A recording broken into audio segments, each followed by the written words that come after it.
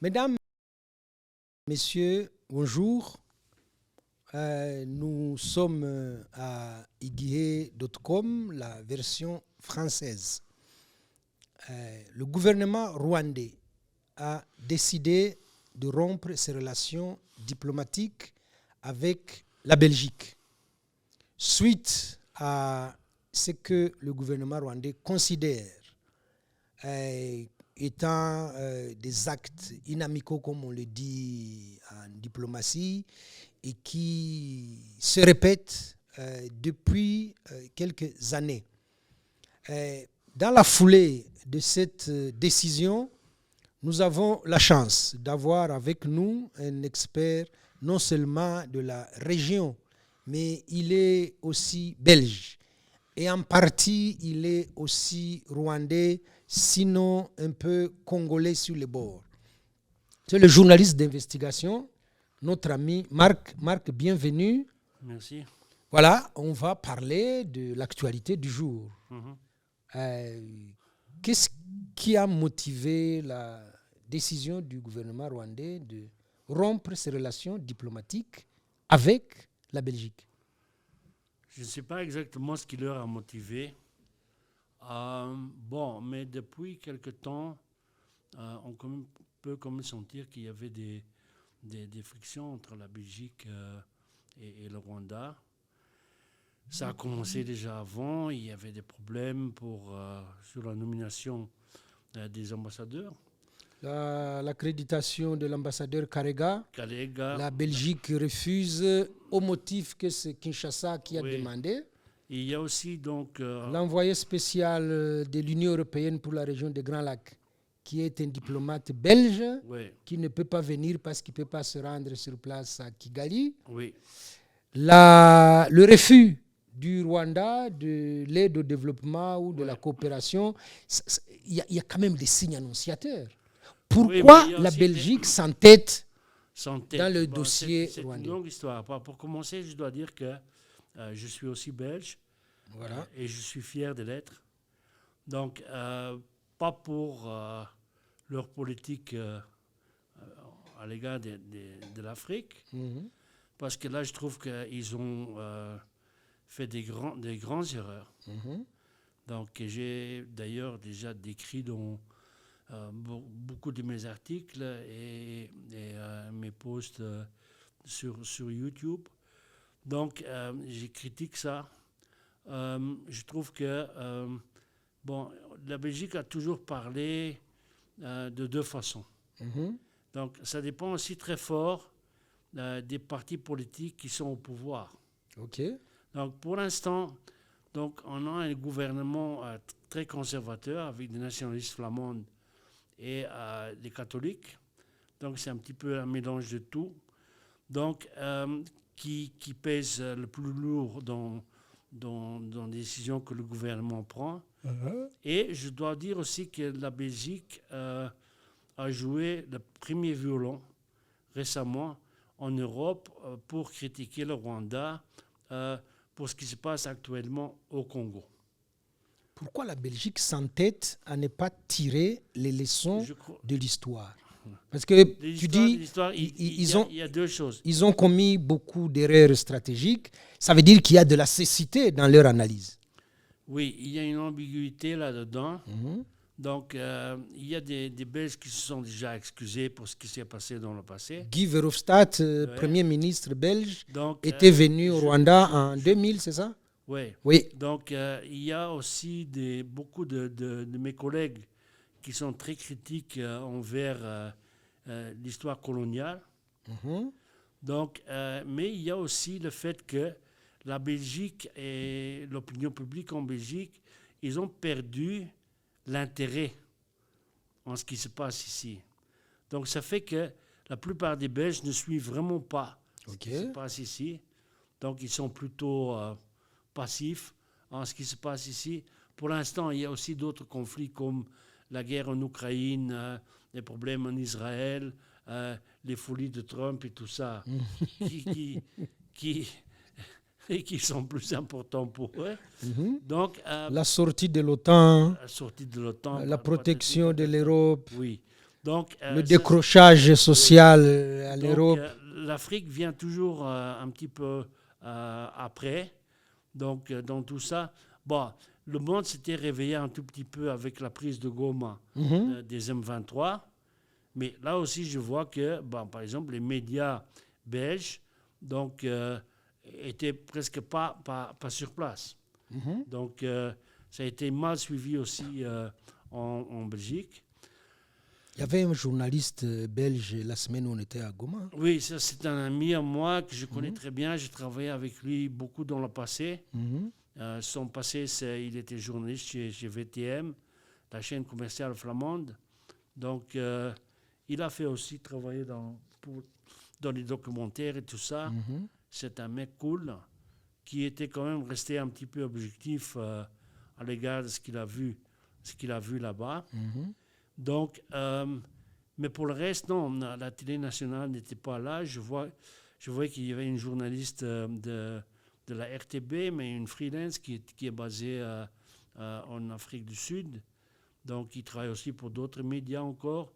Mais pour le reste, je dois aussi dire que les médias en Belgique, ils ont une vue,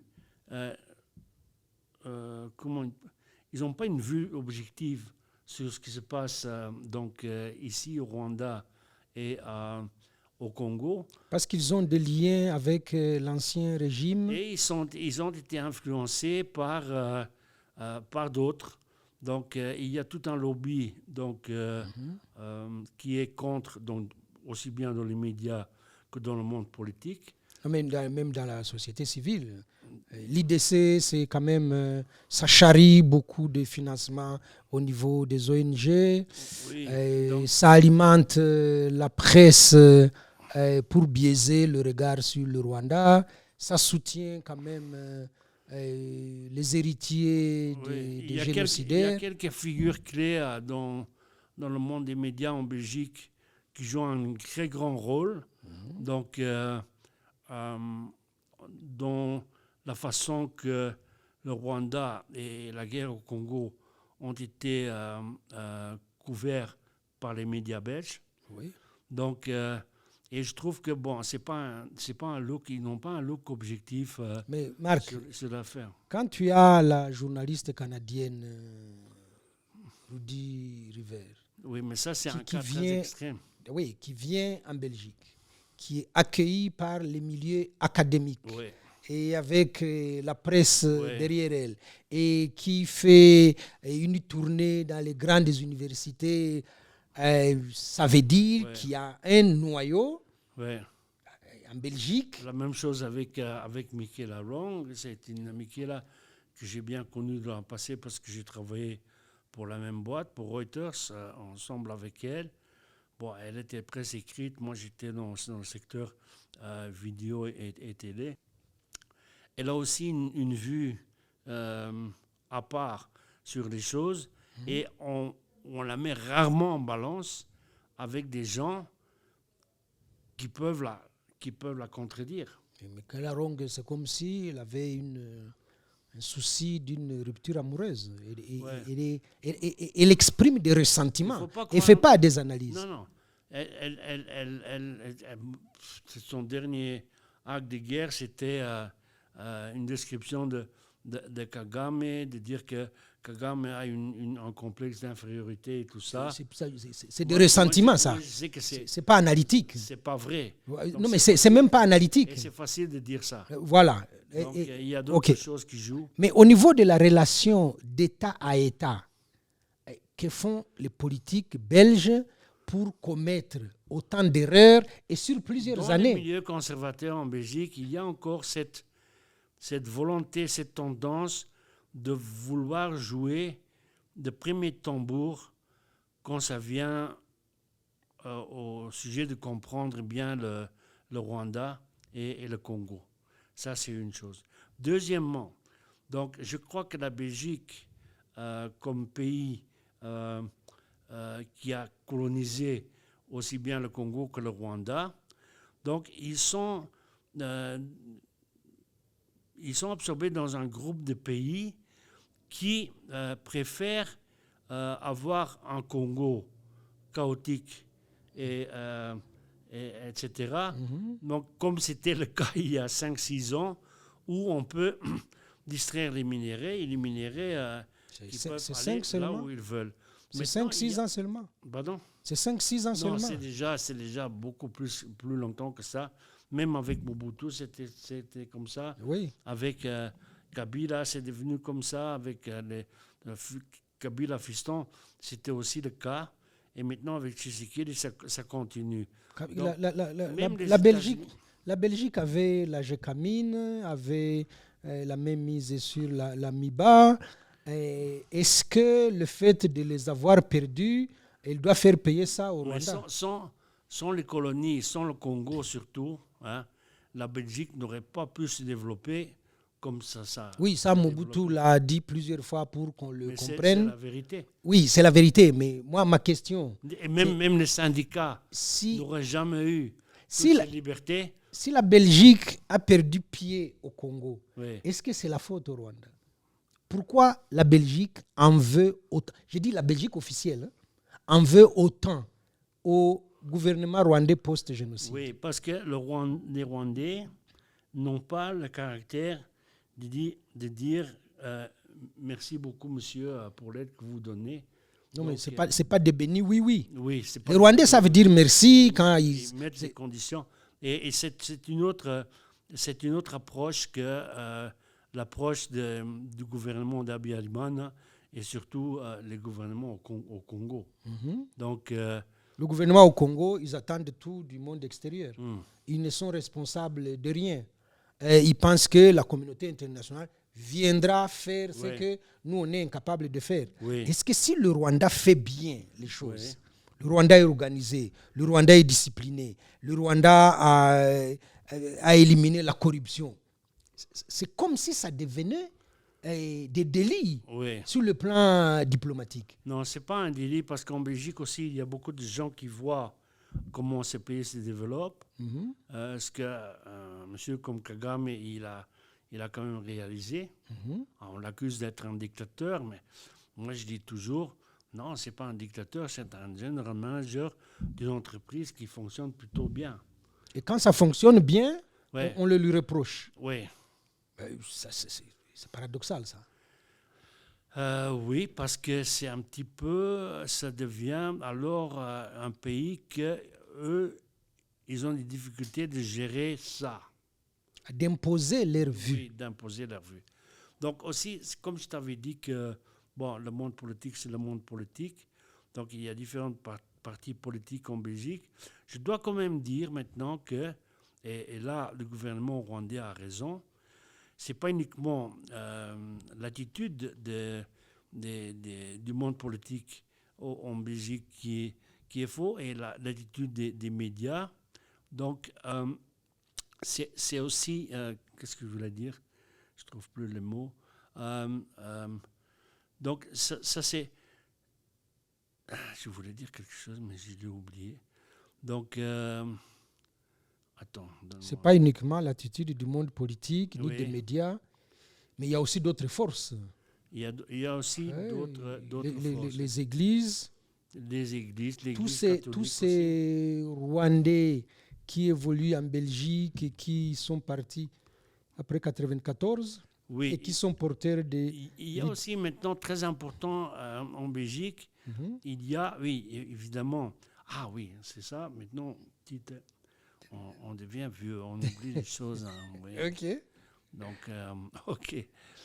Donc, c'est-à-dire que un des arguments des Rwandais que je comprends vraiment à 200% est la façon dont la Belgique laisse faire des extrémistes Hutus qui sont très actifs sur leur sol. Voilà. Donc, et ça, c'est aussi quelque chose de très ambigu. Il y a parmi ces jeunes, donc de la deuxième génération, donc des gens qui entrent dans la politique, exact, qui sont dans le Vox Uni, la partie nationale flamande, qui sont dans la partie catholique wallonne, flamande, etc., qui agissent vraiment contre contre le Rwanda. Et il ne faut pas oublier non plus qu'avec la guerre au Congo, les Congolais, comme ils voyaient, il manquait des arguments, ils ont commencé à se servir des arguments de ces extrémistes-là pour noircir le Rwanda. Donc, moi aussi, je sais que, par exemple, l'argument des minéraux, c'est un argument faux parce que M23 n'a pas commencé la guerre pour aller extraire des minéraux. Donc, surtout pas les Rwandais, ils ne sont pas entrés au Congo pour aller voler des minéraux, donc, etc. Donc, ils ne veulent pas balkaniser le pays. Donc, il y a 4-5 ans. Ça, c'est une rhétorique qui date des années Honoré Ngbanda. Même les Rwandais, ils ont essayé d'être en bon terme avec Tshisekedi. Bon, Tshisekedi roule tout le monde dans la farine. Ouais. Et même ça... il est venu ici avec son perroquet là, Mouyaya. Donc, donc c'est ça. Donc, je trouve aussi que donc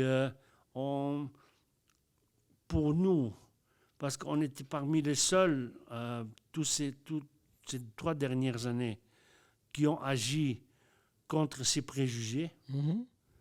On était souvent au Congo. On a vu ce qu'on a vu. Ouais.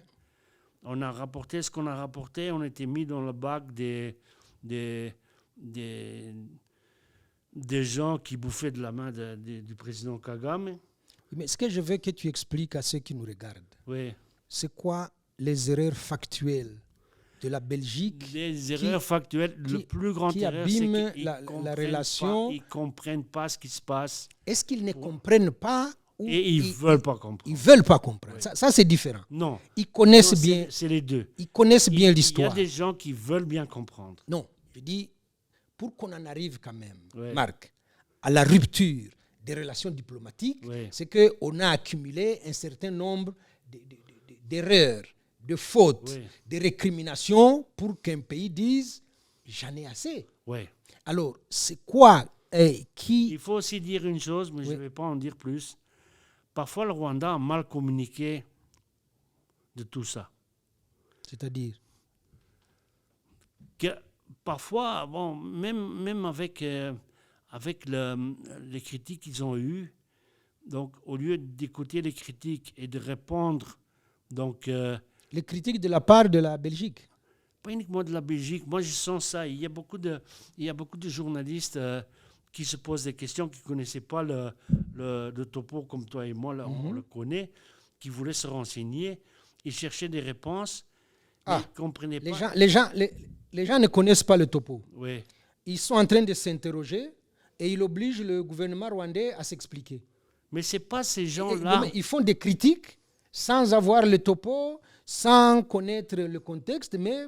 Ils critiquent le gouvernement rwandais, c'est ça? Non, ils ne critiquent pas le gouvernement rwandais, mais ils restent un petit peu sur leur faim pour avoir une réponse qui est qui tient la route. Par exemple, donc ils disent que oui, les troupes rwandaises sont au Congo. Marc, on va laisser les journalistes qui ne comprennent pas, qui se posent des questions. Nous sommes dans une relation d'État à État et au jour d'aujourd'hui... Rupture des relations diplomatiques. On demande à tous les diplomates belges, je crois, en 48 heures, il faut qu'ils aient fait leur valise. Ils ont le temps de déchirer quelques documents. Mais les coopérants sont déjà partis. Voilà. Qu'est-ce qui brouille la relation entre la Belgique officielle et le gouvernement rwandais au point? Chez les Belges, je crois que c'est surtout l'incapacité et l'involonté de savoir vraiment ce qui joue dans le Kivu. Ouais. Ils le savent. Hein. Le roi des Belges est venu jusqu'à... Mais c'est pour ça que j'ai dit incapacité, involonté. Oui. Ils savent très bien, plus que toi et moi, qu'il y a des mercenaires qui opèrent sur le territoire congolais. Et ça viole le droit international. Ce combat-là, on l'a... Ils savent très bien qu'il y a une alliance entre le gouvernement congolais et les FDLR. Ils savent bien qui sont les FDLR. Donc, ce que je ne comprends pas, les FDLR sont en partie financés depuis la Belgique. Et ça, les Belges le savent. Non, il y a un autre circuit. Oui. Oui, mais Les FDLR à l'époque au Congo finançaient l'opposition extrémiste Hutu là-bas. Et eux, ils ont déployé le réseau ils ont distribué pour ça. vendre les minéraux. Ils ont infecté aussi les Congolais et tout ça. Donc, c'est ça la réalité. Oui, quand la Belgique Et officielle... ça, c'est une grande faute des Belges. Voilà, quand la Belgique officielle connaît toutes ces réalités, quand la Belgique officielle, la police belge a quand même pris les ordinateurs et les documents chez Roussé Sabagina. C'est les Belges qui ça, ont... mais aussi d'Ingabire. Voilà. Ingabire, c'est aux Pays-Bas. Non, Si. même C'est en Hollande. À un moment donné, ils ont même stoppé les subsides envers du groupe Jambo, Très bien. Jambo SPRL. Et tout Il voit bien ouais. que les FDLR sont financés depuis la Belgique. Mais pas de poursuite. On n'arrête personne et on continue à charger. Ça, c'est grave, oui. Voilà, ça à charger le gouvernement rwandais. J'ai dénoncé ça plusieurs fois dans mes articles. J'ai dit ça même à la télé en Belgique. Donc, ça, c'est la vérité. Mais de l'autre côté, avec la rupture des choses, donc, il ne faut pas mettre tous les Belges sur la même ligne. Non, c'est pour ça que je prends la précaution quand même de parler de la Belgique officielle. Hier, quand j'ai vu les réactions après le discours du président Kagame, donc, les Belges tout court étaient accusés. La nuance n'était pas faite que ces gens ne parlaient pas du gouvernement belge. Il y a une partie des Belges qui sont vraiment pas d'accord. Ça avec le sait, Marc. Les Belges sont, on va dire, il y a des Belges qui soutiennent le Rwanda, il y a des Belges qui aiment le Rwanda. J'ai vu il y a quelques jours une femme belge qui a décidé de venir vivre au Rwanda parce qu'elle a été presque envoûtée par la danse. Oui, donc on ne va pas prendre tous les Belges et les mettre dans le même panier. Non. Parlons de la Belgique officielle qui prend des décisions. Parlons de la Belgique officielle qui fait le tour des pays de l'Union européenne pour leur dire, écoutez, nous connaissons la vérité, mais nous allons falsifier l'histoire, nous allons trafiquer les faits. Autre question. Oui. Ok, les Belges ont fait ça. J'avoue que c'est très faux de leur part. Moi, je ne suis pas d'accord avec ça et je ne suis pas le seul à ne pas être d'accord. Ce sera quoi la conséquence de la rupture des relations diplomatiques? Mais ça aura des conséquences. Peut-être maintenant, j'entends déjà que la Belgique envisage de fermer l'ambassade rwandaise à Bruxelles. Non, mais ça se fait de manière automatique. Donc, quand le Rwanda expulse les diplomates belges et le gouvernement demande à ces diplomates qui sont là-bas de plier bagage. Il y a plein de conséquences pratiques qui ne seront pas cool ni pour les Belges qui vivent ici, qui sont orientés sur le Rwanda ou le Congo, et ni pour les Rwandais qui sont un petit peu orientés sur la Belgique. Donc, aujourd'hui aussi, j'ai reçu déjà un coup de fil d'un homme d'affaires qui voulait investir ici, donc un Belge qui ne va pas le faire maintenant. Mm-hmm. Donc, moi, je lui ai dit, je ne crois pas qu'il y aura des conséquences sur le plan du business. Il dit, oui, mais Marc, donc, j'ai plus confiance, tu vois, quand on n'a plus d'ambassade là-bas, donc, qui peuvent nous conseiller. Donc, etc. Quand il y a... Non, ça, il n'a pas l'information. Quand il y a une ambassade qui est priée de quitter, les intérêts du pays sont remis entre les mains d'une autre ambassade. Oui, mais... Donc, quand l'ambassade... Tu ne vas quand même pas demander à un Belge d'aller chez les Français, quand même. Chez les Hollandais ou chez les Allemands. Hollandais, Français, ils sont cousins. Ça ne fonctionne pas comme ça. Bah, il n'a qu'à faire comme il l'entend. Il n'a pas confiance. Oui, mais... La relation, elle est abîmée et nous en sommes au divorce. Oui. Donc, est-ce que c'est un divorce pour des torts d'une partie, parce que la Belgique a exagéré, parce que la Belgique n'a pas lu les signaux? Quand on refuse l'ambassadeur Karega et c'est Jambo ASBL qui sort en premier l'information. Ouais. Quand on dit les indiscrétions je connais l'ambassadeur en question. Voilà, à des journalistes qui sont introduits. Eh bien, vous savez, Kinshasa a demandé qu'on ne prenne pas l'ambassadeur Karega. Ce n'est pas une relation tripartite, c'est une relation bilatérale. En plus, il n'avait rien à faire avec les assassinats des deux Rwandais. Là, quand on parle de ces assassinats et qu'on a vu comment on a monté Forbidden Story pour qu'ils aillent enquêter en Afrique du Sud, pour qu'ils viennent ici, ils repartent sans avoir interrogé. Ça, c'est un autre coup monté. C'est un coup monté. Ouais. Et tout ça, le Rwanda doit plier les bras et dire, bon, écoutez, c'est quand même les Belges qui le font, on va laisser tomber. Le même groupe de gens, maintenant, ils sont en train d'attaquer fiston Kabila, hein, Joseph Kabila. Il n'est pas fiston, il ne s'appelle pas fiston. C'est l'ancien président et sénateur à vie, Joseph Kabila Kabange. Ouais, merci de me le dire, j'avais oublié ça. Mais voilà. Oh, ok. Donc, un monsieur qui a vraiment volé beaucoup d'argent, on le sait. Qui ça? Kabila. Il est le seul Congolais à être corrompu? Non, mais c'est justement là que donc, le même groupe de journalistes investigatifs tombe de nouveau en panne. Il ne parle pas de Tshisekedi. Tshisekedi a investi. Tshisekedi, c'est le bon Dieu, on le laisse tranquille. Ah, d'accord. Donc, il y a peut-être aussi, donc, maintenant que la position de Tshisekedi devient fragile, douteuse, on commence à taper sur lui. On regarde un petit peu Kabila, peut-être il peut remplacer. Paf! Donc, gifle.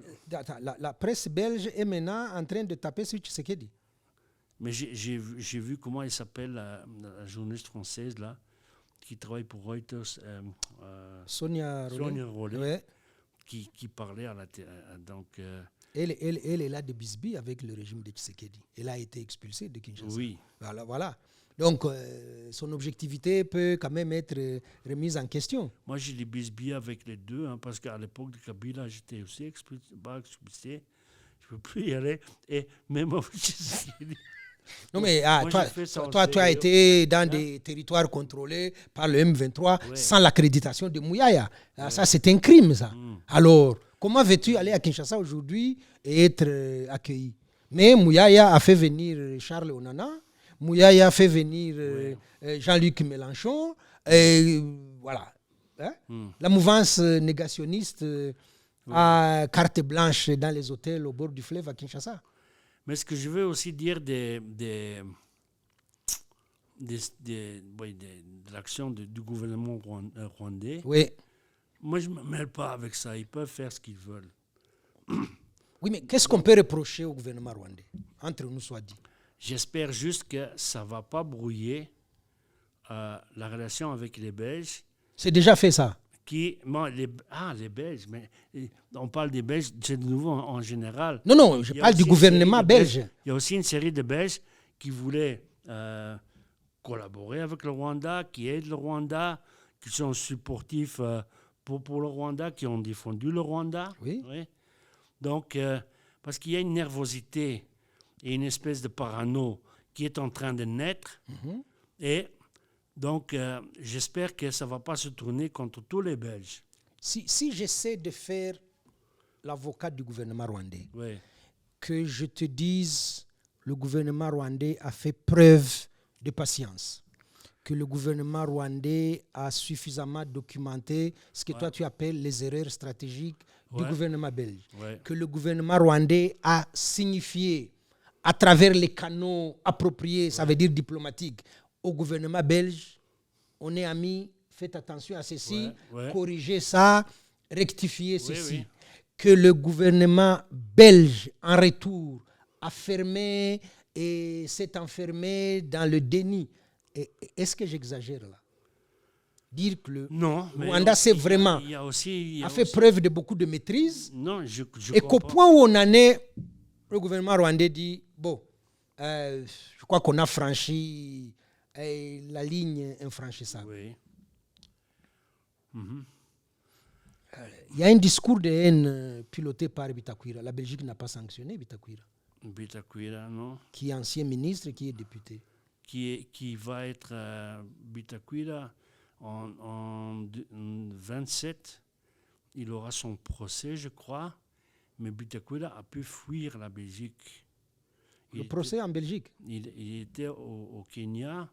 Et après, on l'a retrouvé à Kinshasa, du côté de Tshisekedi, si je ne me trompe pas. Il est député de la majorité présidentielle. Ouais. Il vient tenir les meetings à Uvira avec les fonds que la présidence met à sa disposition. Ouais. That's right. Donc là, les Belges ont laissé tomber aussi une occasion de le bloquer en Belgique. Mm-hmm. Donc, ils ne l'ont pas fait. Ils n'ont pas fait. Ils laissent fonctionner Jumbo. Il y a un procès de la femme qui a été maltraitée par Mouyaya, qui a la nationalité américaine, qui a déposé plainte en Belgique pour séquestration, avec possible. Le patron de renseignement d'Aïwel. Parce que Mouyaya, c'était sa maîtresse et il a dit, bon, moi je suis fatigué d'une relation toxique. Il a dit, non, on ne me quitte pas comme ça. Il y a comme ça des procès en Belgique sur quelques grosses légumes à Kinshasa, mais lesquels procès n'avancent pas vraiment très bien. Quand il s'agit du Rwanda, là, on accélère, on est... Ouais. Donc, il y a beaucoup de préjugés. Mais je crois que... Comment penses-tu qu'on va s'en sortir avec une relation toxique comme celle-ci? Ça, c'est pas à moi de... Non, mais est-ce que tu penses... Tu connais bien les susceptibilités du côté Kigali comme du côté Bruxelles. Tu connais les indécisions et les partis pris à Bruxelles. Est-ce que ça demande que le gouvernement change, que le ministre des Affaires étrangères quitte? Je crois que... Parce qu'on a eu les deux dames, c'était pas vraiment brillant. Hein? Quelles deux dames? Les deux dames qui étaient ministres des Affaires étrangères à Bruxelles. Non. Avec Kigali, c'était pas vraiment... Mais le monsieur qui est maintenant ministre des Affaires étrangères non plus, il n'est pas brillant. Donc... Et donc, qu'est-ce qu'on va attendre? On va attendre qu'il y ait quelqu'un d'assez brillant et qui a la tête sur les épaules pour rétablir les relations. Maintenant, je rigole. Tout ce que je veux t'expliquer, c'est moi, je n'ai pas à juger. Non. J'ai mon opinion personnelle. Tu analyses, oui. J'analyse. J'ai mon opinion personnelle. J'ai ma façon de faire. Oui. Donc, qui était...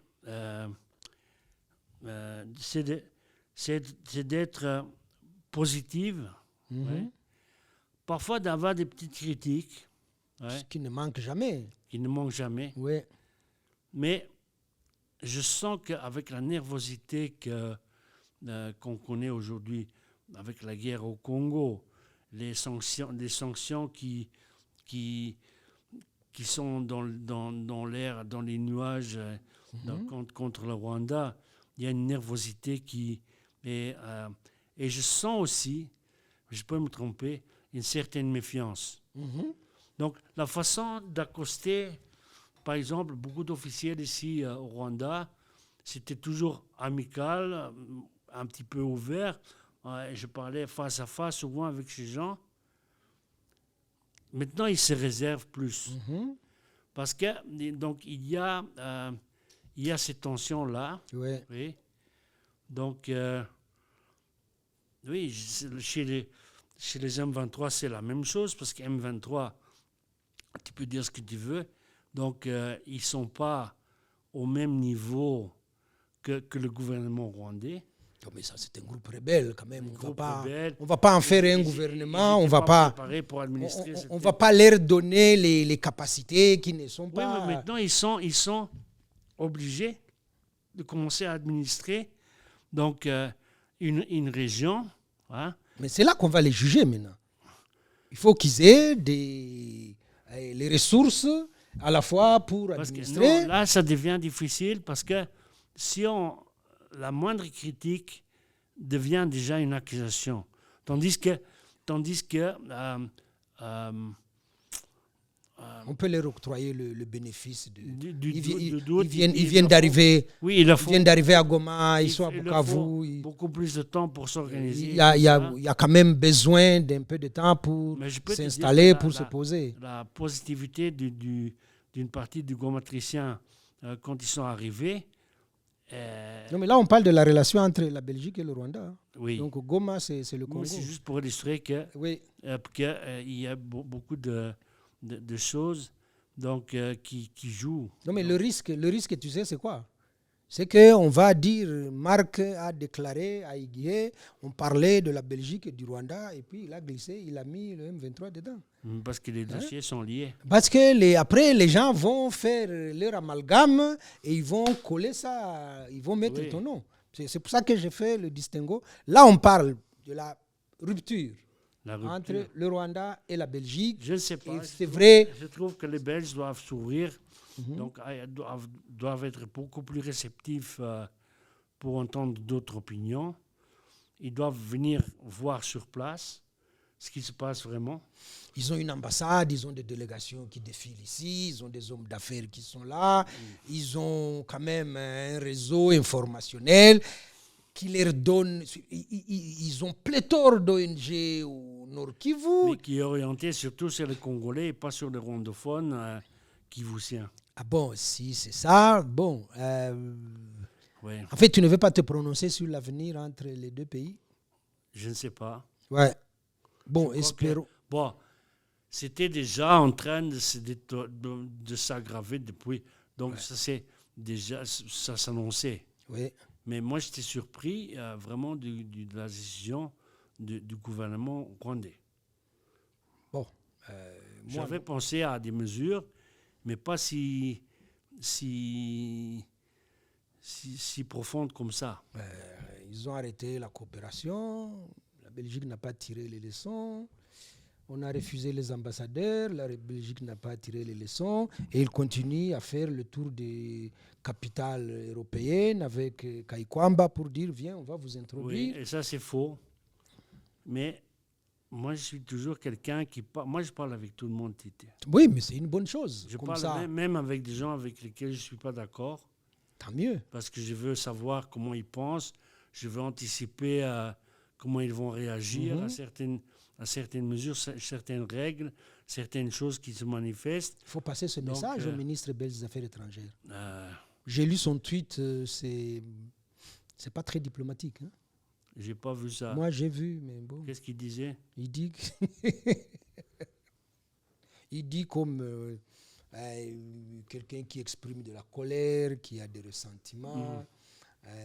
Plutôt que d'apaiser, il insulte quasiment le gouvernement rwandais. Ouais. Donc, non, moi, je demande à l'audience de ne pas mettre tous les Belges sur la même ligne. Ça, je pense et j'espère que tous les Rwandais qui soient présents au Rwanda, qu'ils soient de la diaspora, ils savent faire la distinction entre la Belgique officielle qui prend des décisions et les Belges, monsieur, tout le monde, comme vous et moi, qui a juste envie de vivre tranquille, de venir au Rwanda quand il en a envie, de repartir chez lui en Belgique quand il en a envie, et de ne pas croiser quelqu'un qui lui rappelle « Hey, toi, tu es belge, tu vas avoir des problèmes avec moi. » Non. Hier, j'étais accosté dans la rue par quelqu'un qui me demande, que je connaissais de vue, de très loin, si je n'avais pas honte d'être belge. Oui, ça c'est... On va... moi, je n'ai pas honte. J'espère que moi, j'ai pas honte les médias... Tout ce que le gouvernement décide, je suis aussi contre. J'ai aussi mon opinion. Oui, mais ce que je veux dire, nous avons un travail aussi à faire comme médias, de faire la distinction entre les décisions politiques et le citoyen lambda, de ne pas mettre de l'huile sur le feu, de laisser la diplomatie et la politique suivre son cours. Moi, j'ai lu une phrase qui m'a marqué, où il est dit en extenso ceci: la politique est infidèle, elle est imprévisible, elle est parfois cruelle. Les ennemis d'hier deviennent des amis aujourd'hui. En politique, tout le monde sait qu'on défend les intérêts et qu'on instaure des rapports de force. Donc, il faut démêler le citoyen lambda, le businessman belge qui est venu faire ses affaires au Rwanda. Le journaliste comme Marc qui se sent bien au Rwanda et qui fait un travail d'honnête citoyen. Le touriste belge qui arrive et qui veut aller visiter le Rwanda profond. Il y a encore des gens qui m'ont appelé hier. C'était un petit groupe de touristes de 7-8 personnes que j'avais donné des contacts pour aller voir des gens à Gisenyi et à Canggu et tout ça. Voilà. Donc, ils m'ont appelé aujourd'hui aussi qu'ils ne vont pas venir. Oui, ça c'est la panique qu'il y a chez des gens, la paranoïa dont tu as parlé. Bon, nous, on est pris par le temps. Marc, c'était vraiment un grand plaisir de t'avoir encore sur le plateau. J'espère que le divorce entre les deux gouvernements ne va pas impacter nos relations. Tu reviendras quand tu veux. En tout cas, si on t'appelle, ce sera avec grand plaisir. Mesdames et messieurs, c'est sur cette note de distinction entre les citoyens et leur gouvernement que nous mettons fin à cet entretien assez riche quand même. Nous espérons que vous avez appris quelque chose sur les motivations de ce divorce consommé entre Kigali et Bruxelles. Merci, au revoir et à très bientôt.